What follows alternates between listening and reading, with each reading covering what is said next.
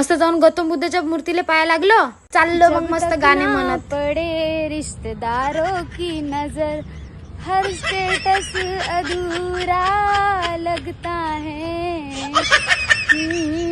गाणं कसं वाटलं ते कमेंट मध्ये नक्की सांगा. जो या फळवाल्या भाऊले मला देगा भाऊ एक फळ खाऊन पाहतो कसं लागतं, तर काही धड नव्हतं लागत बाप्पा. मग गेलो दाबेली खाले. पहिलं कॉलेज मध्ये येत होतो, डब्बा नाही आणत होतो, तर हेच दाबेली खात होतो, दिवस काढत होतो. आज तेच दिवस आठवला म्हणजे, तर मग मी आलो खासाठी.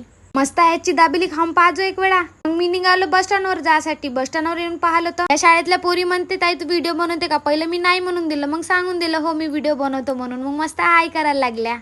मग ते पोरगी तर आपला पुरा गँगच घेऊन आली. यांले पाहून शाळेचे दिवस आठवले बापा, 2 सुट्ट्या. यांले भेटून बहुत चांगलं वाटलं. इतकं सारं प्रेम दिल्याबद्दल मनापासून धन्यवाद.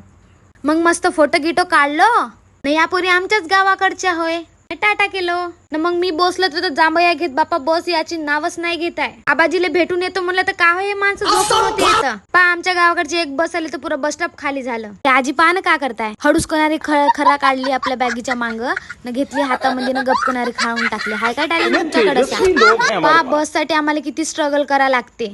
फायनली बस भेटली, पण का करते एवढी कुचकू भरले तिथं. का सास घ्यायची जागा नव्हती. बस होती एसी वाली. मी म्हणलो काही खरं ना, आता कोण मराठीच पारी आहे. मला दिसली दुसरी बस न, मी उतरून नाही का दुसऱ्या बस मध्ये चढायसाठी गेलो. तर भेटूया नेक्स्ट व्हिडिओ मध्ये.